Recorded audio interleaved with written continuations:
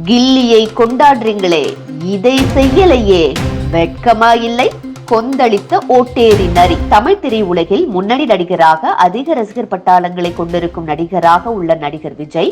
இவர் படிப்பில் பெரிய ஆர்வம் இல்லாமலும் சினிமா மீது கொண்ட காதலாலும் தனது படிப்பை பாதியிலேயே நிறுத்திவிட்டு சினிமாவிற்கு அடம் பிடித்து வந்தவர். அப்படி அடம்பிடித்து தந்தையின் பேச்சையும் மீறி சினிமாவில் வர வேண்டும் என்ற ஆசைக்காக சினிமாவிற்கு வந்து தனது முதல் படத்திலேயே பல விமர்சனங்களை பெற்று மன உளைச்சலுக்கு ஆளானார். அதற்கு பிறகு சினிமாவில் உள்ள நுணுக்கங்களையும் மக்களை கவரும் விதத்தையும் தனது நடிப்பால் எப்படியெல்லாம் மக்களை மகிழ்விக்கலாம் என்பதையும் படிப்படியாக கற்று தெரிந்து அடுத்தடுத்து வெளியான இவரது படங்கள் அனைத்தும் சூப்பர் ஹிட் ஆகவும் மக்கள் மத்தியில் நல்ல பாராட்டையும் பெற்று வந்தது.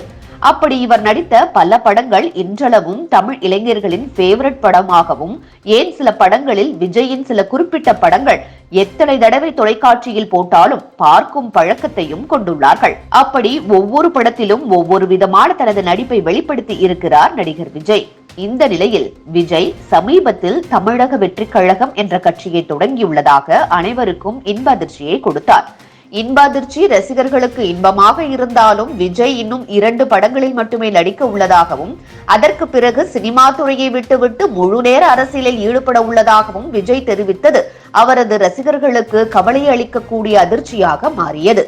இதனால் படிப்படியாக விஜய் தெரிவித்த இந்த அதிரடி கருத்தை ஏற்றுக்கொண்டு வந்த அவரது ரசிகர்களுக்கு விஜயின் கடைசி 2 படங்கள் குறித்த அப்டேட்டுகள் அவ்வப்போது வெளியாகி வருகிறது. அந்த வகையில் கடந்த 2 வாரங்களுக்கு முன்பு 2004ஆம் ஆண்டு விஜய் மற்றும் த்ரிஷாவின் நடிப்பில் வெளியான கில்லி திரைப்படம் ரீ-ரிலீஸ் செய்யப்பட்டது. இந்த படம் 2004ஆம் ஆண்டு வெளியான பொழுதே சூப்பர் டூப்பர் ஹிட்டான படமாகும். கிட்டத்தட்ட 200 நாட்களுக்கு மேலாக இந்த படம் திரையரங்குகளில் ஓடியதும் சுமார் 500 கோடிக்கு மேல் வசூல் சாதனையை புரிந்த விஜயின் முதல் படமாகவும் கில்லி திகழ்ந்தது. மக்கள் மத்தியில் நல்ல வரவேற்பு பெற்ற விஜயின் படங்கள் பட்டியலில் முக்கிய இடத்தையும் அனைவரது மனதிலும் நீங்கா இடம் பெற்றிருந்த கில்லி திரைப்படம் 20 ஆண்டுகளுக்கு பிறகு மீண்டும் ரீ-ரிலீஸ் செய்யப்பட்டது. விஜய் ரசிகர்களால் விஜயில் ஒரு புது படம் வெளியாவது ஒன்று கொண்டாடப்பட்டது. எப்படி என்றால், ரீ-ரிலீஸ் செய்யப்பட்ட கில்லி திரைப்படம் திரையரங்கில் வெளியான அதே சமயத்தில் விஷாலின் ரத்தினம் திரைப்படமும் வெளியானது. ஆனால் அந்த படத்தையே கில்லி திரைப்படம் விஞ்சிவிட்டது.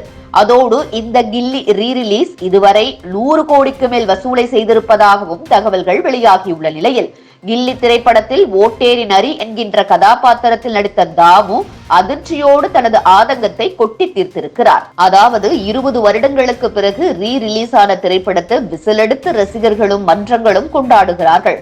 ஆனால் 20 வருடங்களுக்கு முன்பு நடப்பட்ட மரக்கன்றுகளின் நிலைமை என்ன?